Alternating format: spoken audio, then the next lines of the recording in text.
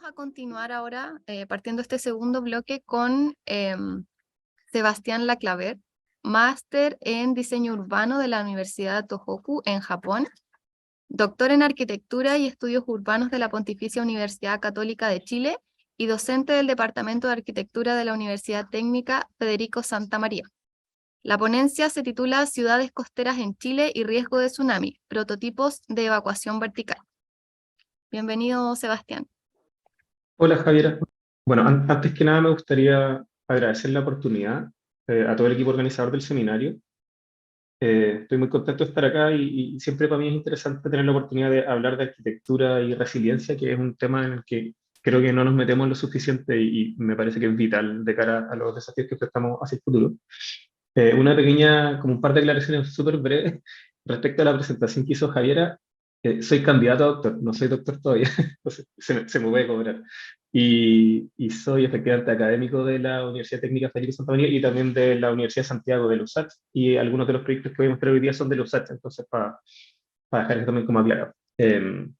Bueno, como bien dijo Javiera, mi presentación del día de hoy se llama Prototipos de evacuación vertical frente a tsunami para ciudades costeras en Chile. ¿Ya? Y de lo que les voy a hablar hoy es, a grosso modo, parte de mi tesis de magíster y parte de algunos proyectos que han desarrollado algunos estudiantes en un taller de titulación de la Universidad de Santiago que yo lidero o que co-guío junto a otro profesor que se llama Iván Jiménez, que han estado trabajando en los últimos 3-4 años respecto a esta temática de la evacuación en caso de tsunami. Una última pequeña aclaración antes como entrar en tierra derecha. Si bien podría parecer en primera instancia que los tsunamis no tienen que ver con cambio climático, como el cambio climático sí afecta o está afectando, sobre todo en el último tiempo, el nivel de agua de los océanos, la relación del país con la costa en general está variando. Y como tal, los eventos de tsunami que nos han acompañado históricamente desde siempre podrían verse incrementados o empeorados por esta condición de cambio climático. Y eso es como para hacer el link también con el tema más macro del seminario. Entonces me gustaría partir leyendo este pequeño párrafo que dice lo siguiente. Dice: Chile posee una larga historia de terremotos y tsunamis, y como resultado el país ha implementado un estricto sistema normativo que ha permitido dar una respuesta adecuada a casos de terremotos recientes. Ahora bien, en el caso de tsunami, tales respuestas se encuentran aún en una etapa de desarrollo inicial, situación particularmente clara después de los sucesos del 27 de febrero del 2010, por lo que diversas ciudades costeras en Chile presentan aún grandes desafíos en este sentido. Este párrafo sintetiza un poco el origen de esta investigación y es el darnos cuenta de que, si bien Chile tiene históricamente una sucesión de eventos de terremoto y tsunami, para los eventos de terremoto estamos muy bien preparados, somos uno de los países mejor preparados para enfrentarse a un terremoto en el mundo, junto, ¿cierto?, con los japoneses y con el estado de California en Estados Unidos.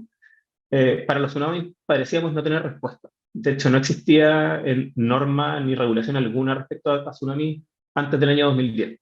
¿Ya? Y esa diferencia, esa suerte como de vacío en el conocimiento, es lo que motiva esta investigación. El contexto en el que nos encontramos de cambio climático ha hecho, o sea, por un lado el cambio climático y por otro lado los procesos de urbanización excesiva de las ciudades a nivel global, no solo en Chile, sino en el mundo completo, ha hecho que cada vez los desastres sean más recurrentes y más costosos. Ya este es un gráfico que muestra, este es un gráfico de MDAT, que es el International Disaster Database, que es un centro de investigación de desastres de la Universidad Católica de Lovaina, y muestra el incremento en costo en billones de dólares de los desastres a nivel mundial desde el año 1900 hasta el 2010. Es bastante decidor que hasta los años 60, 70, los desastres prácticamente no tenían o parecían no tener impacto en términos de costo. Pero nuestras ciudades son tanto más grandes ahora y somos tantas más personas y el cambio climático es tan severo que los desastres están aumentando exponencialmente. ¿Por qué Chile tiene, y que quizás la mayoría ya lo sabe, por qué Chile está sujeto a tantos terremotos y tsunamis? Porque se encuentra dentro de lo que se conoce como el Anillo de Fuego del Pacífico, ¿ya? El Anillo de Fuego del Pacífico es básicamente el espacio donde se encuentran algunas placas, ¿cierto?, como la placa del Pacífico, la placa de Nazca, con la placa sudamericana, la placa de Cocos. Es un sector de fricción entre placas tectónicas. Y es donde coincidentemente sucede la mayor cantidad de terremotos y tsunamis a nivel mundial, ¿cierto? Y esto abarca desde la costa de Chile, pasando por Perú, Ecuador, México, la costa oeste de los Estados Unidos, ¿cierto? Pasa a Siberia, baja por Japón, pasa al sudeste asiático y remata en Nueva Zelanda, que es esta suerte de anillo que vemos acá. que es donde se concentran efectivamente la mayor cantidad de tsunamis y terremotos, y los más severos también. Entonces, estamos en un contexto que antecede incluso la existencia de Chile como país en términos político-administrativos y que no va a cambiar y del cual nos tenemos que hacer cargo. ¿Cómo nos hemos hecho cargo o cómo se ha enfrentado el problema en Chile en décadas recientes? Sobre todo a partir de esto. Estas son cartas de inundación de tsunami, también llamadas SITSU, que las elabora el CHOA, que es el Servicio Hidrográfico y Oceanográfico de la Armada, ¿cierto? Y son cartas de inundación para todas las localidades costeras de Chile. Esto lo que hace es mostrarnos, hipotéticamente, en caso de un terremoto de gran escala, hasta dónde llegaría el tsunami, ¿cierto? ¿Y qué hemos hecho con esto nosotros? Nosotros digo, el país, ¿cierto? A través de Senapred, que es la ex-ONEMI, lo que se ha hecho es que se han generado planos de evacuación ante amenaza de tsunami para todas las localidades costeras de Chile.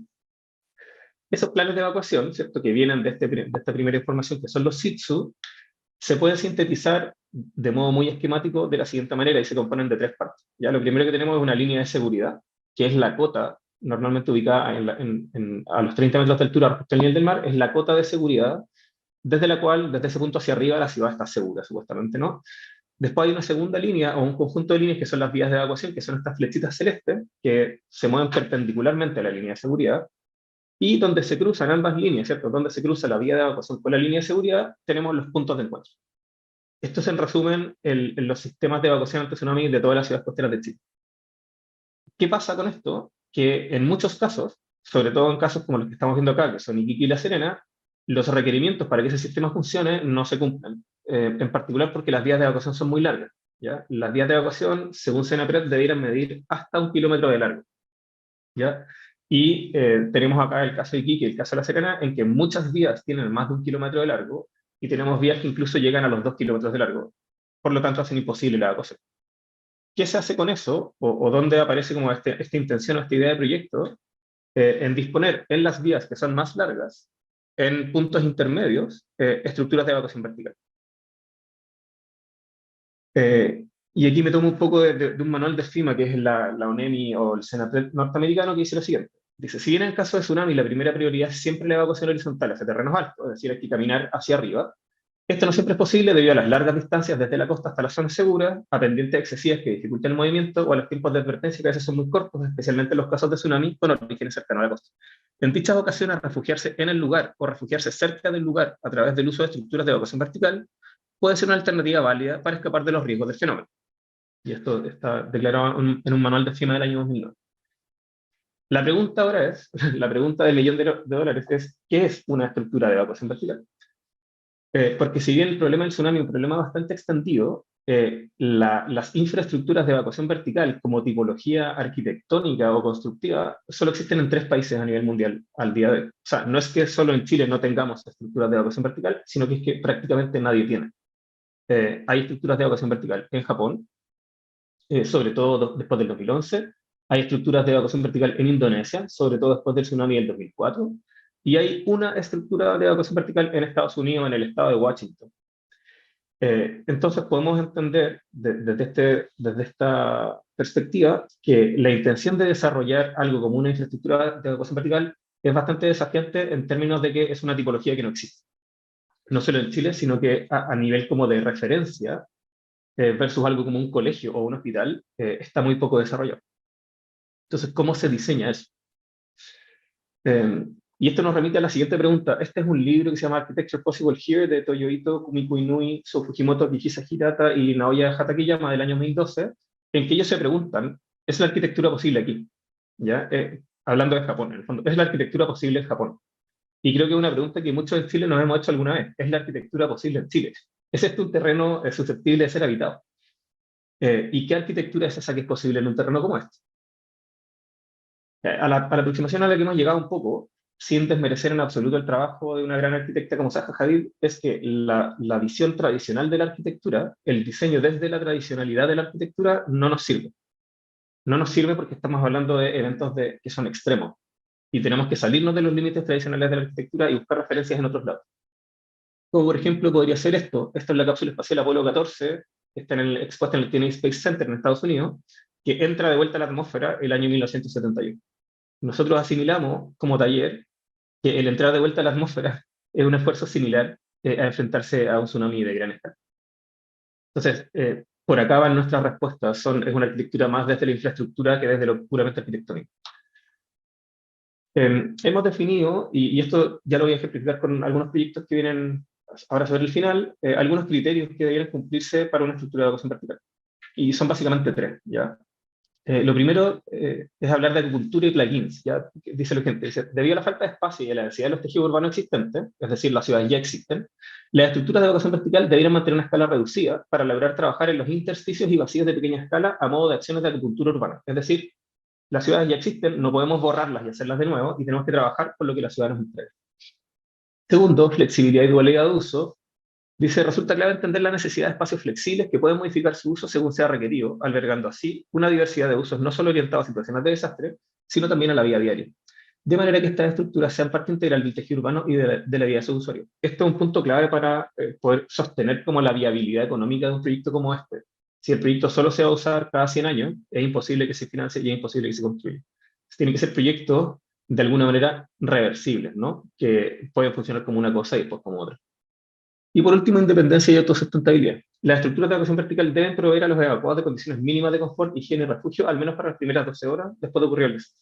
Al mismo tiempo, debe contemplarse la necesidad de contar con sustentabilidad en términos energéticos e higiénicos de forma independiente de las redes domiciliarias. Es decir, son proyectos que deberían funcionar despegados como de la red pública de servicios, ¿ya? Dado que, por lo general, la red pública de servicios deja de funcionar en caso de desastre. ¿Cómo se materializa esto en los proyectos? Lo voy a mostrar a través como de distintas pinceladas, distintas imágenes de tres proyectos distintos. El que está más a la izquierda es un proyecto propio, es mío, es parte de mi tesis de magíster, y los otros dos son proyectos de estudiantes que nos ha tocado guiar junto a Iván Jiménez para el desarrollo de estas propuestas. Entonces, primero, respecto al tema de la acupuntura urbana, este es un plano de la ciudad de Iquique, y podemos ver que tiene una serie de puntitos amarillos. Esos puntitos amarillos son las propuestas de estructuras de evacuación vertical, ¿ya? Entonces entendemos que la ciudad de Iquique no puede desaparecer, sino que lo que necesitamos es, dentro de lo que Iquique poseía en ese momento particular, ocupar esos vacíos o intersticios. Esto se ve reflejado también en esto. Esta es una propuesta de intervención general de un estudiante que se llama David Cosio del año 2020, en que podemos ver también cómo él analiza La Serena y identifica unos ciertos puntos clave, y ahí es donde dispone distintas tipologías de torre y distintas tipologías de otro tipo de intervenciones que vienen a mitigar el tsunami para la ciudad de La Serena. Esto es parte de mi proyecto también. Entonces aquí podemos ver cómo, sobre todo en la imagen de mano izquierda, se aprecia que estas pequeñas torres funcionan en plazas existentes o en sitios baldíos, o en algunos casos funcionando adosados a edificios existentes que pudieran proveerle de uso en situación de vida diaria. Entonces, no es un proyecto que funciona como a gran escala, sino que es un proyecto que busca ocupar los entremedios, por decirlo de alguna manera. ¿Ya? Otro ejemplo de eso, que es bastante interesante, este proyecto que se acaba de entregar, se acaba de titular, de otro estudiante que se llama Antonio Augusto, que tiene que ver con la ocupación de un colegio existente en la localidad de Tongoy para transformarlo en una estructura de educación vertical. Es decir, toma el pabellón del colegio que ya existe y habilita el último piso y le pone una suerte de plugin, una especie de parásito arquitectónico que termina modificando el edificio, que le permite seguir funcionando como colegio en la vida diaria, pero frente a un posible desastre permitiría que la comunidad aledaña, circundante, evacuara hacia el colegio y pudiera subir fácilmente hacia la estructura cubierta. Y aquí un poco lo mismo, ¿no? Esta es parte de mi propuesta y muestra cómo la estructura de evacuación vertical está dispuesta al lado del Teatro Municipal de Iquique, es decir, funciona como una extensión del teatro en situación de vida diaria, y en una situación de tsunami podría servir para albergar un porcentaje de la población en condiciones de altura y seguridad. Respecto al segundo ítem, el ítem de la adaptabilidad de uso, es algo que todos los proyectos que nosotros desarrollamos tienen, y parece que es como la primera regla clave para poder acercarnos a la realización de un proyecto como este, es que tenga la capacidad de cambiar de uso. Es imposible conseguir financiamiento, sea público o privado, para un proyecto que va a estar siempre cerrado. Y en ese sentido, este proyecto, que es el de David Cosio que les mostrábamos antes, nos habla un poco de eso, de cómo un proyecto es una plaza cubierta con salas y salones comunitarios arriba, y después se transforma en un edificio de evacuación vertical y es una suerte de faro, ¿cierto?, en la noche. Pasa lo mismo acá, ¿no? El programa podría ser una cafetería diariamente y eventualmente transformarse en un refugio.